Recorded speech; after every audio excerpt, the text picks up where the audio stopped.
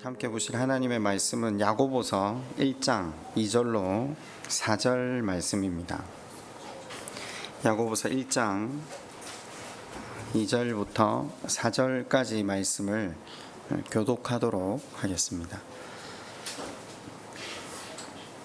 내 형제들아, 너희가 여러 가지 시험을 당하거든 온전히 기쁘게 여기라.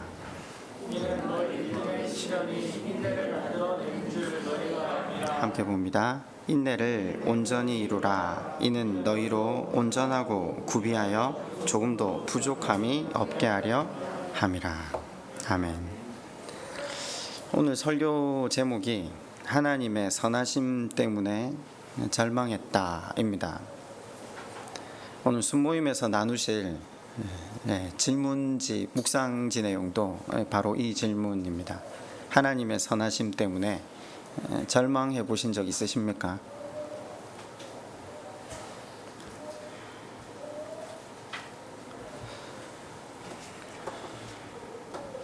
제가 어제 설교를 하기 전에 밤에 설교문 작성해 놓고 집사람한테 한번 여쭤봤습니다. 하나님 선하심 때문에 절망해 본 적 있니? 하고 이야기를 했더니 집사람이 가만히 있더니 있다라고 하더라고요.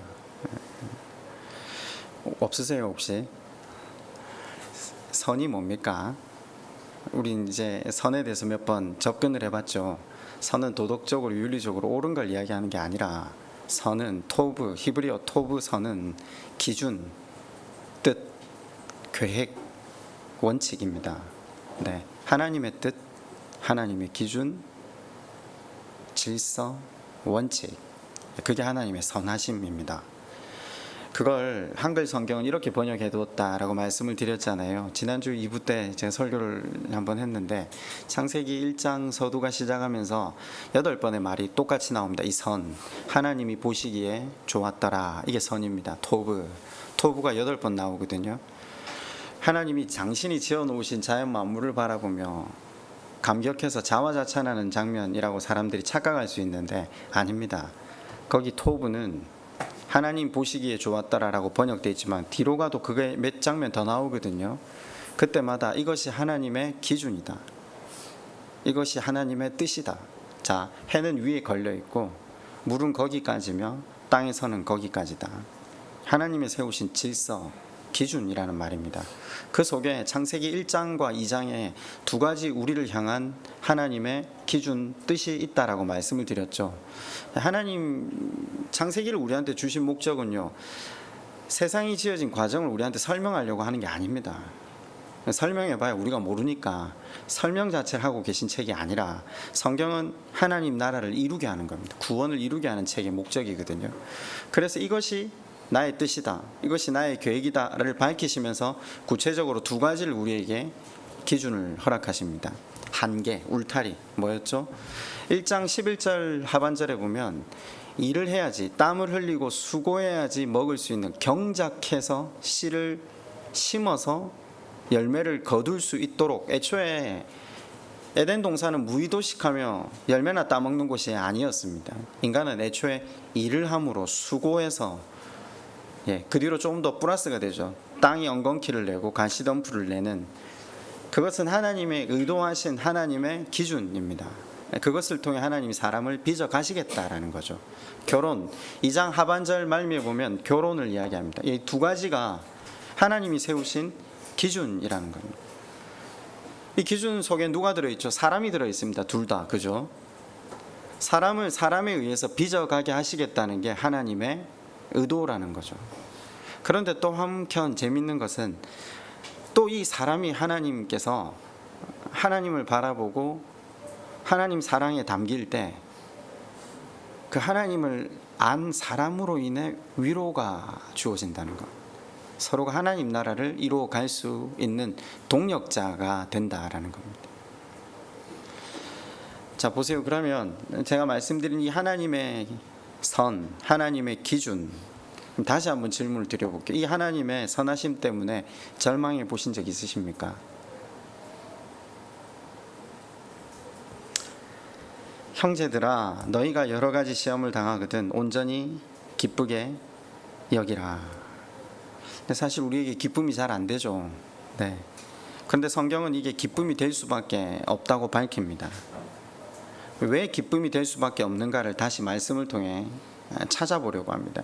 뒤로 넘어갔다가 앞으로 조금 다시 돌아와서 시련이 결코 기쁨으로 받아들여지지 않는데 성경에는 왜 이 시련이 기쁨이 될 수밖에 없는가를 다시 말씀을 통해 상고해 보자는 거죠. 혹시 여러분이 당하고 계신 시련 중에, 고난 중에, 광야 중에 가장 큰 시련은 어떤 겁니까?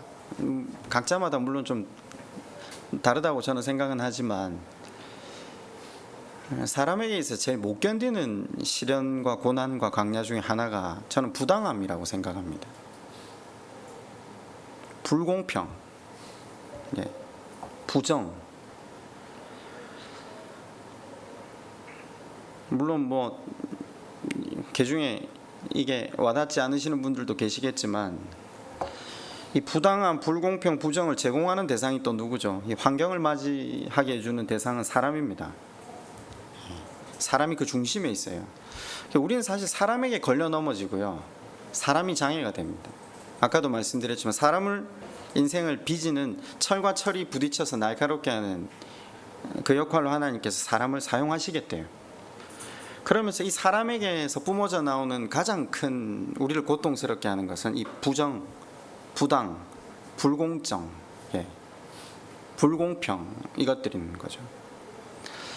세상에서 가장 이 불공평, 부정, 불공정함을 당한 사람이 한 명이 있는데 그게 요나입니다. 요나.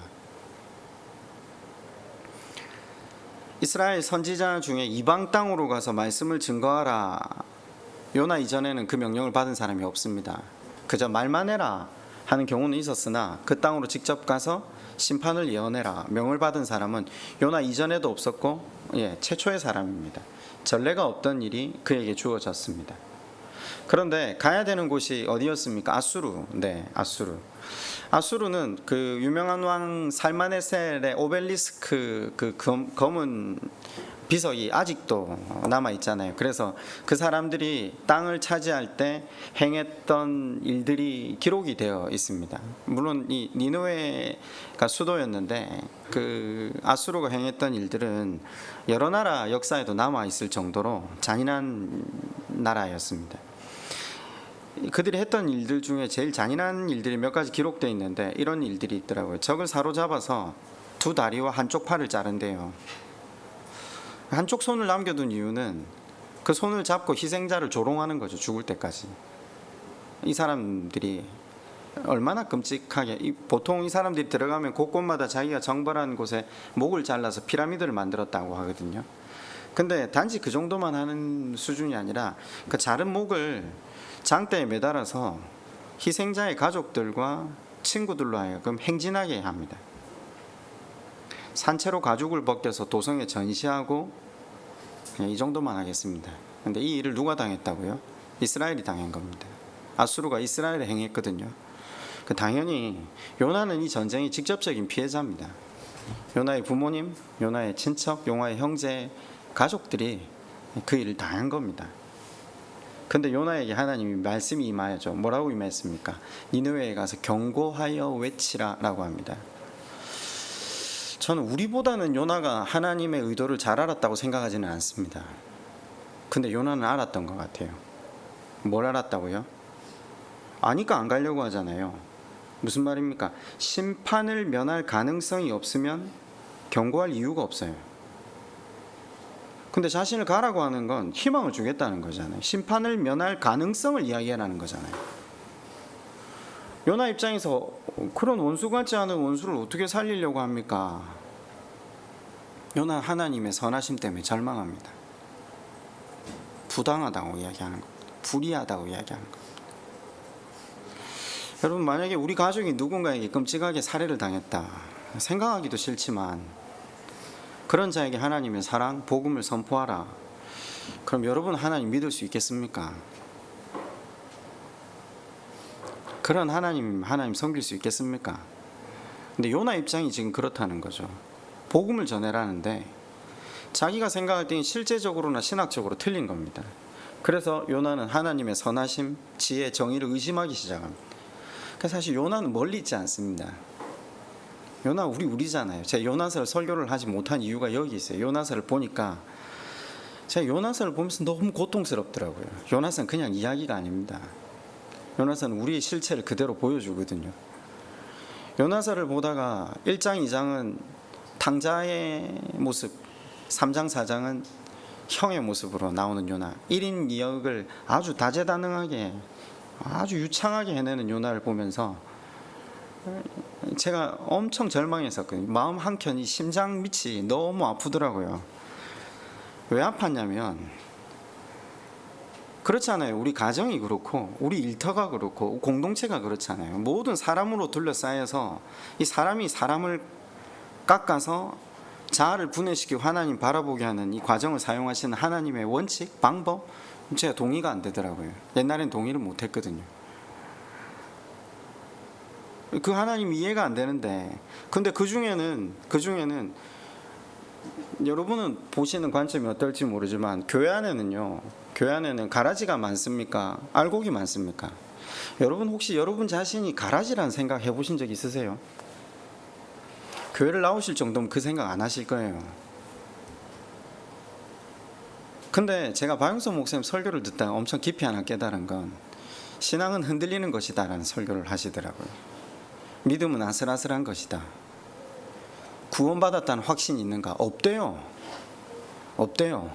아니 하나님도 모르고 나도 모르는데 어떻게 그 마음을 가질 수 있냐는 거죠. 옛날에 그 설교를 듣고 어릴 때부터 들어왔던 설교가 참 잘못됐었구나. 왜 어떤 설교? 이 밤에 구원받았다고 확신하는 사람 손 들어. 항상 손 들었거든요. 이게 구원이 나로부터 비롯되는 게 아니구나. 그분으로부터 비롯되는 거지. 나를 정확하게 보면요. 구원받을 건덕지가 전혀 없어야 돼요. 그러니까 나를 보기 싫은 거죠. 엄밀하게 말하면. 근데 하나님이 고난을 통해서 나를 보게 하시거든요. 나를 보게 하시잖아요. 그전에는, 나를 보기 전에는 하나님의 선하심, 하나님의 자비는요, 그럴 만한 사람한테나 주어져야 된다고 생각하는 거죠. 사실 내가 그 불공평의, 불공정의 대명사라는 사실을 깨닫기 전까지, 내가 가라지라는 사실을 깨닫기 전까지는 하나님의 자비나 긍휼, 사랑에 이해를 못했거든요. 근데 그걸 깨닫고 나니까 더 말하고 싶지 않은 거예요. 왜냐하면 내가 가라지라는 걸 밝혀야 되거든요. 내가 소망이 없는 존재라는 걸 밝혀야 되더라고요. 근데 그걸 어떻게 알게 되는가? 이제 이게 문제죠. 사실 우리도 하나님의 그 이해하지 못하는 불공정, 불공평, 여러 가지 불의함, 하나님한테 불의함을 붙일 수 없지만, 그죠? 요나만 다시스로 가는 배를 타지 않잖아요. 하나님이 존재하신다면 어떻게 이런 일을 할 수 있지? 아니, 이런 질문 해보신 적 없으세요? 이런 질문에 대해서 일일이 나열할 필요도 없지만 한두 가지가 아니잖아요. 존재하신다면 적어도 이 정도는 해야 되지 않는가? 하다못해 차라리 당신이 이 땅에 당신이 어떤 존재인가를 보이셔서 믿게라도 해주든가. 근데 하나님 방식은 전혀 달라요. 하나님 방식은 오히려 우리가 끔찍하게 소망이 없는 존재라는 걸 깨닫게 하심으로 역으로 하나님을 찾게 해요. 찾게 하죠. 옛날에는 환경이 그랬잖아요. 문 열고 나가서 집으로 돌아온다는 보장이 없었거든요. 아도 10명 나오면 반 이상 죽었잖아요. 전쟁과 기근과 질병이 우리를 덮고 있었거든요. 2000년 동안요. 요 최근에 이 문제가 좀 해결됐고 인본주의가 살아나기 시작했지만, 해결할 수 없었던 시절에는 하나님이 당신을 증명하실 필요도 없었거든요. 근데 지금은 증명해래요. 우리가 하나님 앞에 서서. 여기까지 온 거죠. 이 한두 가지가 아닙니다. 그런데 하나님을 좀 믿는다고 생각하는 우리조차도, 저조차도 아니, 그런 인간들을 위해 복음을 외치고 반복되는 사랑을 전한다? 하나님, 이건 아닌 것 같습니다. 그래서 한치의 망설임 없이 그 하나님의 선하심에 반대하고 가라는 니느웨와 반대편으로 다시스로 가는 배를 타죠. 신앙의 여정은요, 하나님 나라를 확장하고 이런 게 아닙니다. 내가 하나님께 설득당하는 게 신앙의 여정입니다. 선지서에 나오는 모든 선지자들을 하나님 계속 설득하고 계신다니까요. 그걸 기록해뒀잖아요. 그 하나님은 제대로 아는 선지자들이 있습니까? 없습니다. 제가 지난주에 그런 표현을 한번 했잖아요. 하나님이 찢으셨으나 그가 다시 싸매실 것이요. 이 선지서에 계속 나오는 표현들이거든요. 제가 에스라 갔을 때 우리 교수님이 그런 얘기를 하더라고요. 이 선지자들이 찢으셨으나의 의미를 모른다고 하더라고요. 그게 제가 나중에 사석에서 그런 질문을 한번 드렸거든요. 교수님, 이 안에 나오는 선지자들은 하나님 택하셨고 하나님 말씀을 받아든 사람들인데 어떻게 그렇게 단정적으로 말씀을 하실 수 있습니까? 그랬더니 제일 먼저 그 이야기를부터 하시더라고요. 예레미야는 20살이었고 나머지 선지자들이 대부분 젊었다고. 젊은 사람들이 인생의 고난과 시련과 광야를 얼마나 경험했겠냐고, 그 찢으심의 깊이를 얼마나 알겠냐고. 그런데 문제는 그게 아니었어요. 성경에 나오는 모든 인물들이 그 하나님을 거절하고 돌아섰을 때 그 찢어짐의 내용들이 나타났을 때는, 야곱은 마지막까지 하나님을 거절했을 때 이제 장애인으로 살잖아요. 환도뼈를 탈골시키니까 하나님과 무관한 길을 걸었을 때 그 찢으심에 남는 상처는요, 그냥 상처가 아니라 일평생 그냥 지고 가야 될 문제들이더라고요. 아, 이 찢으심이 얼마나 무서운가. 근데 이 선지자들이 그걸 모르고 어디에다 초점을 맞추냐면 싸매심에다 초점을 맞춘다고 이야기를 하더라고요. 그래서 하나님이 선지자들을 설득하는 작업을 더 오래 하신대요. 하나님 우리를 설득하는 작업을 오래 하시는 거죠. 여러분, 하나님 나라가 확장되는 게 우리에게 사명이라고 이야기하는데 우리 안에 하나님 나라가 이루어지는 것도 기적이에요. 오늘 우리에게 하시고 계신 이 작업, 불공평의 대명사인 나에게 선을 베풀고 계심을 깨닫게 되는 것이 믿음의 핵심입니다. 믿음의 핵심은 그걸 아는 게 믿음입니다. 요나로 하여금 하나님께서 깨닫게 하시고자 하는 것은 무엇인가? 니느웨나 너나 근원적으로 다른 것은 없다라는 겁니다. 내가 생각하는 그 부당함과 불공평함, 부정한 사람들, 그것이 수평을 이룰 때까지 하나님은 그 인생으로 하여금 자기를 대면하게 하시겠다라는 거죠. 그걸 로마서 1장, 2장, 3장 이야기를 하는 겁니다. 로마서 1장에는 29절 이하의 제일 첫 번째 부류를 이렇게 나타냅니다. 하나님을 거부하고 자기 뜻대로 살아가는 불의하고 추악하고 탐욕한 악의로 가득 찬 인생들, 니느웨. 그걸 이야기하고 2장에 시작하자마자 17절, 18절에는 성경을 따르고 하나님을 의지하는 자 나오거든요. 네가 율법을 의지하며 하나님을 자랑하며 율법의 교훈을 받아 하나님의 뜻을 알고 지극히 선한 것을 분간하며 해놓고요. 그럼 1장은 아까 부도덕하고 하나님 모르는 사람 그룹, 로마서 2장은요 한번 읽어보시라니까요. 2장은 뭐라고요? 하나님을 믿고 하나님의 율법을 의지하며 자랑하고 율법의 교훈을 받아 하나님의 뜻을 알고 지극히 선한 것을 분간하는, 그러니까 하나님을 믿는 사람 두 그룹을 딱 해놓고요. 3장 10절과 12절에 가면 그 두 그룹에 대한 요약을 딱 한 절로 합니다. 의인은 하나도 없고 모두 갓길로 빠졌다, 이렇게 이야기합니다. 이게 굉장히 무서운 이야기죠. 그럼 의인은 누굽니까? 우리가 지금 계속해서 공부하는 거잖아요. 요즘 혹시 큐티 하신 분들은 이걸 한번 공부해 보셨을 거예요. 요즘 사무엘서 공부하고 있잖아요. 여러분, 하나님께서 사무엘을 보내셔서 사울 왕으로 하여금 중간중간에 2번, 3번 계속 경고하시잖아요. 제일 첫 번째 경고할 때 어떻게 경고하시냐면 하나님께서 내 왕위를 빼앗아 다른 사람의 주기로 작정하셨다. 그건 무슨 말이죠? 회개하라는 거잖아요. 그러면서 하나님 또 힌트를 하나 주시네요. 하나님이 언제 너를 가장 기뻐하셨냐면, 사무엘이 왕이 자신을 하찮게 여기셨을 때. 언제 하나님 제일 기뻐하신다고요? 우리 인생을 하나님이 언제 제일 기뻐하신다고요? 우리 자신이 소망 없는 존재임을 알고 하나님을 온전히 기댈 때. 그런데 왕이 되고 나서 높아져서 하나님 아니고 세상의 논리와 방법으로 풀어갈 수 있다라고 이야기를 할 때 하나님이 왕을 버리셨습니다 라는 표현을 쓰거든요. 자, 그러면 또 하나 더 예를 들어 볼까요? 어제 큐티 하실 때 누가 나타났죠? 다윗이 나타납니다. 다윗을 선택한 이유가 뭐죠? 7째 아들이 사무엘 앞으로 다 지나가잖아요. 근데 나는 그를 모른다, 내가 그를 버렸다 하거든요. 남은 아들이 어디 있냐? 혹시 남은 아들이 있냐? 왜냐하면요, 이스라엘이 2인자거든요. 아니, 엄밀하게 말하면 사무엘은 이스라엘 1인자예요. 수천 년 전에 깡촌에 나라의 1인자가 와가지고 그 사람 얼굴에 한 번이라도 들면 출세할 수 있잖아요. 그 자리를 누가 마다합니까? 근데 그 자리에 다윗은 뭐 하고 있었죠? 예, 식구들이 하고 싶지 않아 하는 양을 치는 자리에 서 있었다라고 성경은 밝히잖아요. 양 치는 자리에서 뭐 했을까요? 원망하고 분노하고 절규했을까요? 아니요, 자기를 하찮게 여긴 거죠. 자기를 낮게 여긴 거죠.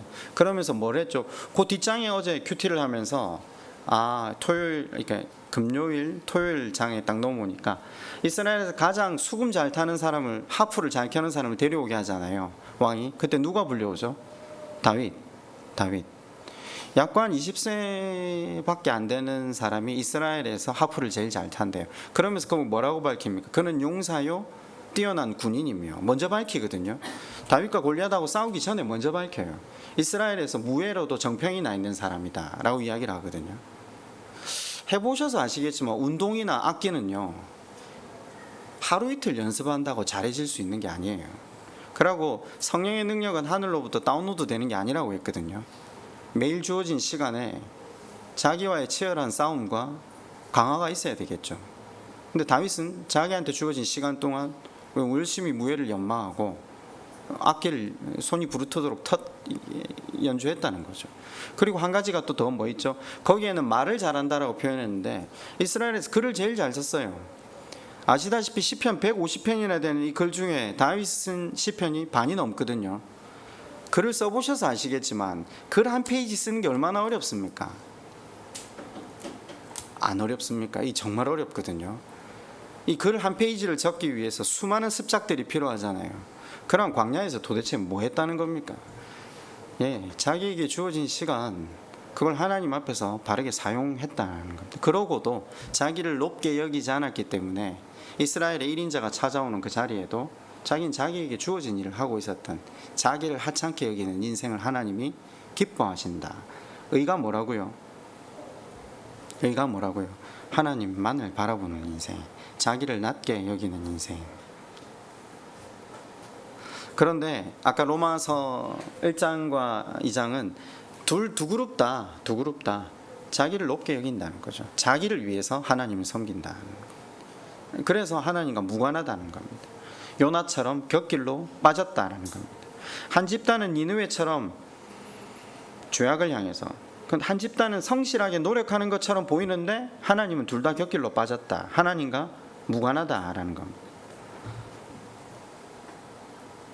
이게 누가복음 탕자의 비유에 이게 나오는 겁니다. 작은 아들은 자기 욕망대로 살고 있고요. 큰 아들은 뭐예요? 순종하는데 왜 순종하죠? 아버지 말씀에 순종했다고 하잖아요. 자기가 왜 순종했죠? 그 뒤에 불만을 터뜨리는 걸 보면 이 사람이 송구와 감사 때문에가 아닌, 아버지의 사랑에 너무나도 감동하고 감격해서가 아닌, 순종이 아버지에게 감정적인 부채감을 안겨주어서 자기가 원하는 것을 얻어낼 수 있다고 착각한 신앙을 대표하는 아들로 나오는 거죠. 예? 이해가 되시죠? 우리 예수를 믿는데, 예수를 믿는 이유가 내가 부정, 부당, 불평등의 대명사라는, 나를 사랑하시는 게 사실은 있을 수 있는 일이 아니라는 걸, 나 같은 인생을 구원해 주시는 게 이게 불공평의 대명사라는 걸, 그걸 깨닫는다면요, 송구와 감사로 하나님 앞에 나아갈 수밖에 없고, 우리가 하나님 앞에 뭘 해드린들 그 해드린 것에 대해서 하나님, 제가 9시에 왔거든요 라고 이야기를 못하게 돼요. 그걸 깨닫는 순간. 그래서 포도원 비유는 아무 의미가 없게 돼요, 우리한테. 근데 여전히 포도원 비유를 보면서, 예? 그래도 나는 9시에 왔고 저쪽은 5시에 왔는데 우리가 똑같이 대우를 받을 수 있습니까? 격차가 좀 큽니까?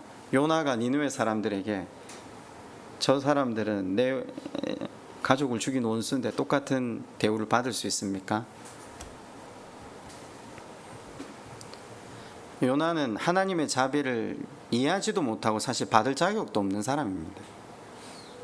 근데 하나님은 늘 새로운 방식으로 끊임없이 자비를 베풀어 주시고 계신다는 것이 요나서의 핵심입니다. 니느웨뿐만 아니라 요나에게도. 그게 요나서가 가지고 있는. 그래서 하나님 그분이 어떤 분이신지를 알게 하는 게 요나서의 핵심이었거든요. 제가 요나서가 너무 어려웠던 게, 아니 내용은 쉽잖아요. 4장밖에 안 되니까 너무 쉬운데 요나서가 너무 사람을 고통스럽게 하더라고요. 아, 이게 선지서인데 요나라 이게 니느웨를 대조적으로 보면 별 이야기가 아닌데 요나 속에서 내를 보기 시작하니까 요나서가 너무 힘들어서 요나서를 설교를 안 했어요. 오늘 요나서를 서두에 지금 끄집어내는 이유가, 하나님의 선하심이 우리에게 절망이 될 수 있다는 예화로서는 요나가 최고인 것 같아요. 본문은 이렇게 이야기를 하잖아요. 형제들아, 너희가 여러 가지 시험을 당하거든 온전히 기쁘게 여기라. 그러면서 3절에는요, 기뻐해야 될 이유를 밝힙니다. 어떻게 밝히죠? 이는 너희 믿음의 시련이 인내를 만들어내는 줄 너희가 알미라. 이게 핵심 단어입니다. 어떻게 해요? 너희가 알미라. 아까 제가 믿음의 핵심은 아는 것이라고 했잖아요. 요한복음 1장에도 나옵니다. 영생은 하나님을 아는 것이 영생이다. 그게 무슨 말이라고 했죠? 지금 여기도 마찬가지예요. 알면 기뻐할 수밖에 없다. 지금 그 이야기입니다. 역으로 이야기를 하는 겁니다. 이 문장이 이해가 되세요? 2절과 3절이 형제들아, 너희가 여러 가지 시험을 당하거든 온전히 기쁘게 여기라. 알기만 하면 너희들이 기쁘게 여길 수밖에 없다. 너희 믿음의 시련이 인내를 만들어내기 때문에. 지금 그 이야기입니다. 자, 이 안다는 게 뭔가, 오늘 본문이 이렇게 표현하는데 믿음의 시련이 인내를 만들어낸다 할 때 제가 이 단어를 설명함으로써 안다는 게 뭔가를 다시 한번 보여주려고 합니다. 믿음의 시련이라고 할 때 시련이라는 단어는 도키미온이라는 헬라어 단어입니다. 이게 성경에 2번밖에 안 나옵니다. 여기하고 베드로 전서에 한 번 더 나오거든요. 무슨 말인가? 금, 은을 불 속에 녹여 그 진리를 검증하는 겁니다. 보게 하는 겁니다. 이게 진짜 금인가 진짜 은인가를 보게 하는 겁니다. 근데 우리는 우리말로는 이걸 연단한다고 표현했거든요. 연단은 좀 다릅니다. 내가 그 풀무지를 당한 뒤 정금같이 나온다. 우린 완전체로 나가는 게 아니라 하나님만 의지하는 존재로 나간다니까요. 살면 살수록. 그렇잖아요. 너무 죄송한데 다리도 하나 못 절고요. 허리도 나가고요. 예, 질병도 겪고요. 관계도 끊어지고요. 그래야 하나님을 의지하잖아요. 그게 우리의 본질이라니까요. 그렇게 하지 않으면 하나님 안 바라보거든요. 슬프게도. 그럼 잘할 수도 있죠. 말씀 안에서 그걸 깨닫기만 하면요. 예, 말씀 안에서 그걸 깨닫고 하나님 바라보면서 걸어가면 되잖아요. 본질적으로 그걸 안 한다는 거죠. 어제 우리 아들이 그런 이야기를 하더라고요. 아니 그러면 우리가 이게 가능하냐고. 하나님 생각하면서 하나님 바라보면서 사는 게 가능하냐고. 제가 그랬어요. 야, 엄마 아빠가 너희들 평생 먹이고 입히고 재우고 좋은 거 다 해주는데도 엄마 아빠 은혜 한 번이라도 기억해? 안 한다고 하더래요. 똑같아. 우리 하나님한테 다 그래. 우리 하나님 기억 안 해. 그래서 예배 드리러 나오는 거야. 그래서 3일마다 수요일마다 기도하러 나오는 거야. 우리 그런 존재거든. 그거라도 하면 괜찮아. 그게 안 되니까 하나님이 우리 삶에 고난이나 시련을 일으켜서 다시 하나님 바라보게 하는 거니까 하나님 바라보면서 예배 드리고 기도하면 나가면 돼. 그게 지혜야. 제가 그렇게 설명했어요. 제가 그것밖에는 일단 설명을 못 하겠더라고요. 근데 여기는요, 성경은 뭐라고 하느냐면요, 믿음의 시련, 연단이 아니에요. 잘 되는 게 아니에요. 점점 나아지는 게 아니라 보게 한다는 거예요. 고난은 우리를 보게 한다는 거예요. 뭘 보게 한다? 평소에는 잘 드러나지 않다가 이 고난을 통해서 정확하게 보게 한다는 거죠. 자, 예를 하나 들어볼게요. 일전에 제가 성경대학 갈 때 이제 쭉 설교를 다 듣고 나시더니 어떤 한 집사님이 저한테 찾아오셔서 그런 고백을 한번 하시더라고요. 제가 이 집사님 잘 알거든요. 집도 부유하고 뭐 남편분이나 아이들이나 되게 건강해요. 그래서 건강하신 집을 살고 있구나 이렇게 생각했는데, 이분이 이렇게 딱 이야기를 하시더래요. 남편은 누가 봐도 성실하고 착하고 신앙생활 잘하는 사람이다. 근데 대화를 나누다 보면 벽을 느낀다. 신앙적인 깊이 있는 이야기를 단 한 번도 하지 못했다. 50이 넘었는데 남편과 이제 대화가 완전히 막혔다는 거죠. 대화가 막힌 것 자체도 고통이었는데 이제 자녀들이 청소년이 되어서 사춘기를 지나다 보니까 자녀들하고도 아예 대화가 안 된다. 자녀들의 문제를 남편하고 대화를 할 수 있어야 되는데 대화 자체가 안 되고 자녀들과도 대화가 안 되고 그러다 보니까 하루 이틀씩 이 구석으로 몰리다가 이제 낭떠러지로 떨어지는 과정을 내가 경험했었다. 이 답답함이 증폭되는 수준에서 마음의 병이 되어서 마음의 이 어려움이 쌓이니까 결국은 깊은 우울증에 시달리게 됐다. 그러면서 자기가 깨달은 게 있다고 하시더라고요. 이게 핵심이에요. 다 소용없다. 다 소용없다. 이 말씀 하시더라고요. 이게 지금 여러분 부정적인 의미가 아닙니다. 부정적인 의미 아닙니다. 이 고통스러운 시간을 지내면서 가족도 소용없고 남편도 소용없고 자식도 소용없다. 진짜 소용없어서 소용없다 이 말이 아니라 자기 인생이 다시 보이더라는 말이죠. 내 믿음이 내 신앙이 보이더라.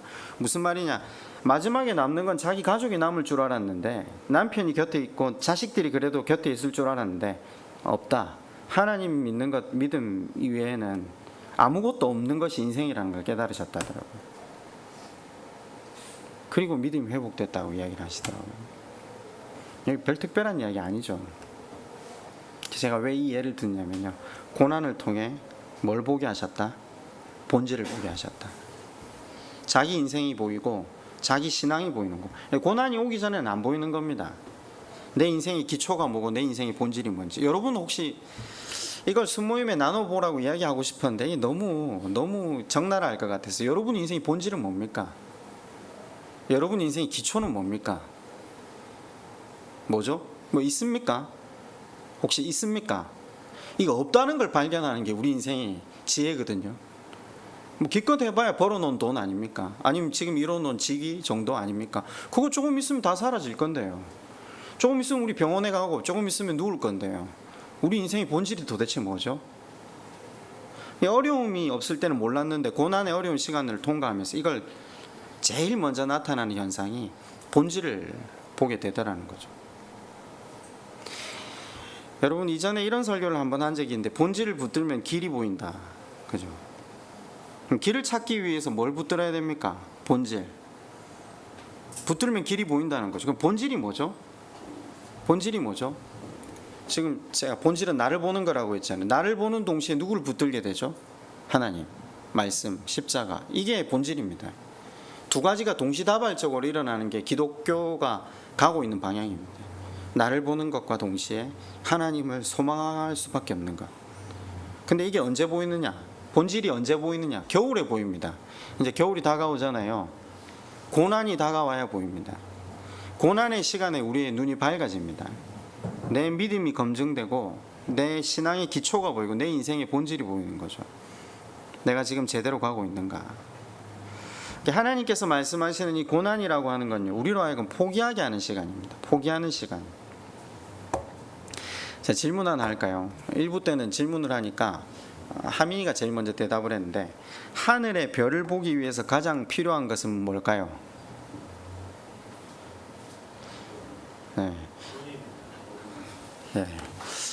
조금 원론적인 대답을, 하민이는 저게 망원경이라고 대답을 일단 하더라고요. 제가 아이가 대답을 했는데 바로 답을 할 수가 없어가지고 1초 정도 기다리다가 어둠이라고 했어요. 어둠. 하늘의 별을 보기 위해서 가장 필요한 게 뭐냐? 어둠. 쉽게 말하면 불을 꺼야 빛이 보입니다. 예. 제가 이번에 휴가 갔을 때 남해에서 절실하게 한번 깨달았어요. 아무것도 빛이 없으니까 하늘에 별이 선명하게 보이더라고요. 고난이 찾아오는 것은 하나님께서 우리 가운데 불을 끄는 시간입니다. 불을 끄면 우리가 당혹스럽습니다. 근데 당혹스러운데 한 가지 보이는 게 있습니다. 내 인생의 본질이 보입니다. 별이 보이는 거죠. 믿음이 보이고 인생의 기초가 보이는 겁니다. 그럼 인생이 뭘 붙을 수밖에 없습니까? 하나님, 말씀, 십자가를 붙을 수밖에 없거든요. 근데 거기서 끝이 아닙니다. 여러분 그 시편 119편 98절 한번 가보실래요? 시편 119편.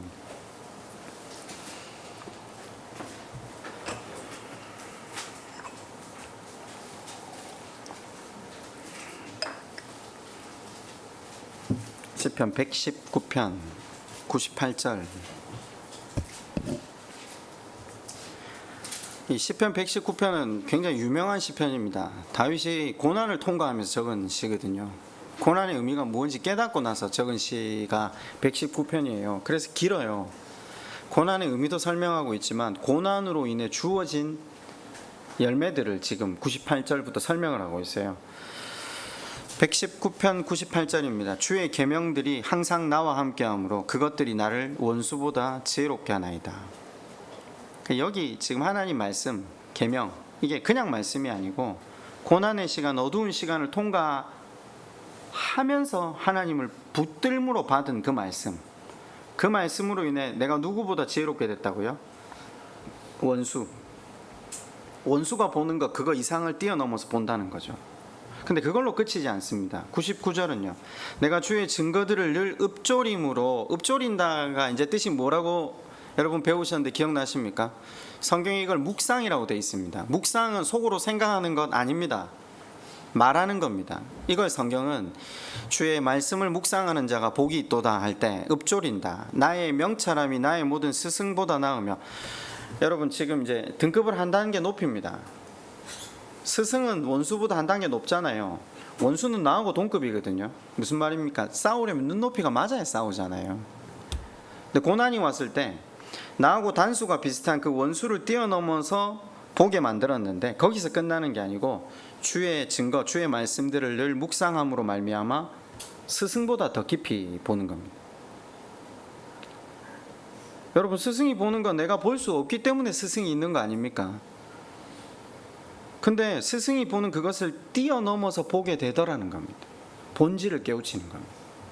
더 나아가서 마지막 100절에는 어떻게 되어 있습니까? 주의 법도들을 지킴으로, 이제 주님의 말씀을 송구한 감사로 의지하고 나아갈 때 나의 명철함이 노인보다 나으나이다.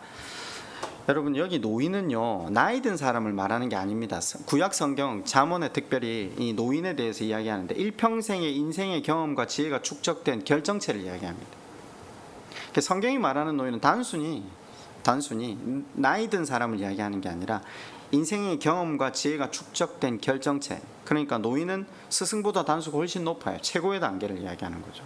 내가 살아보지도 못했는데 인생의 지혜와 경험이 축적된 결정체인 노인의 지혜가 나에게 들어온다는 겁니다. 한마디로 다 본다는 겁니다.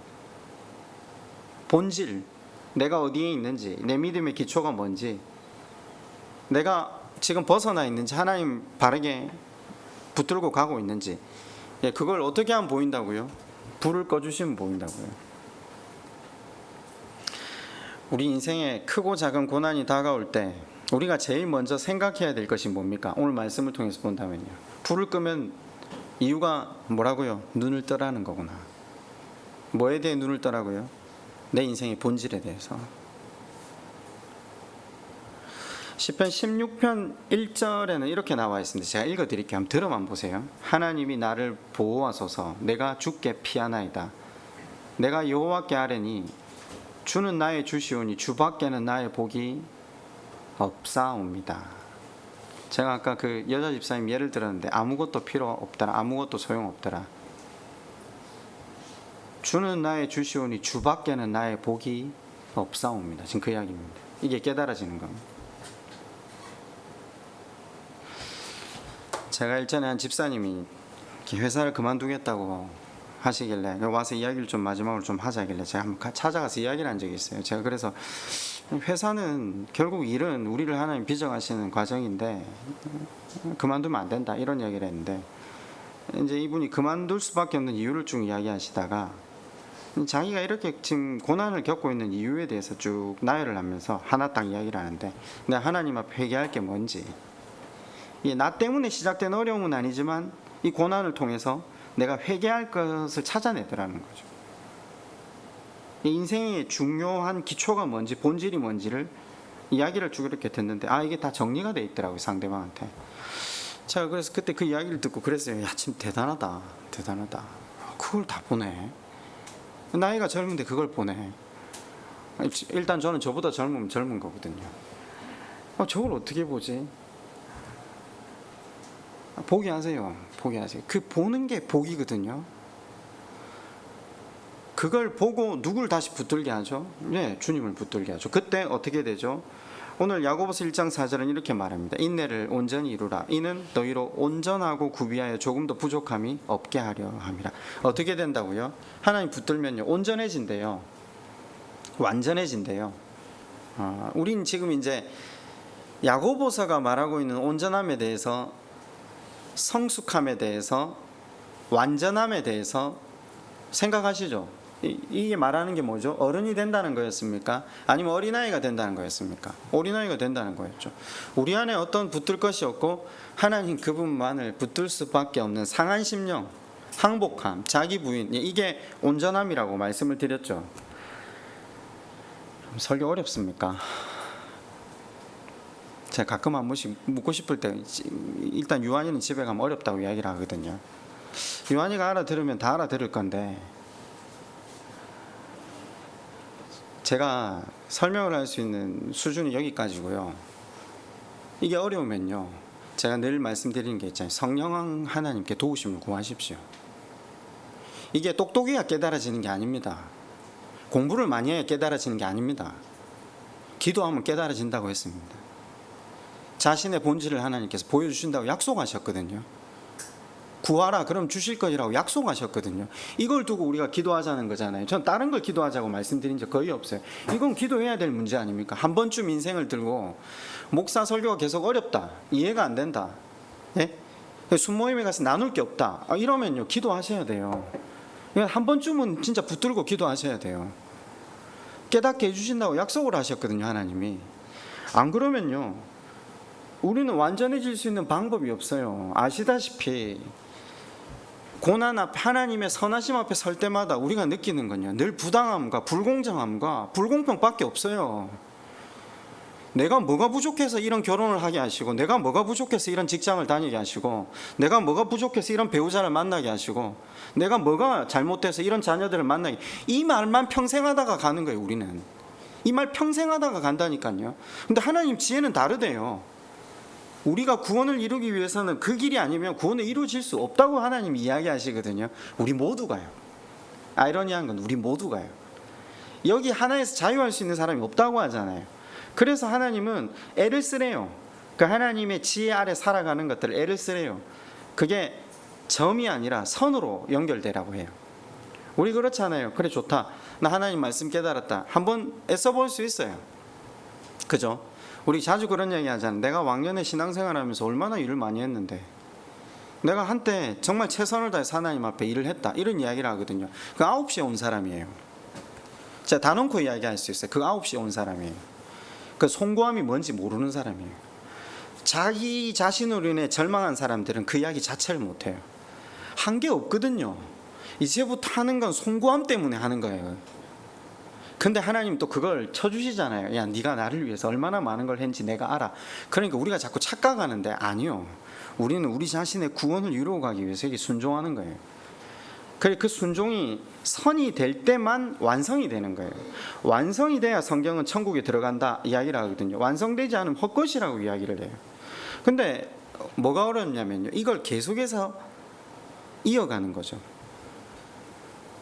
이걸 계속해서 이어가는 거예요. 이건데 아시다시피 이걸 계속해서 이어가는 게 어렵잖아요. 신앙생활, 가정생활, 직장생활 하는 거 어렵잖아요. 근데 이걸 뭘로 하시겠다 하나님이요?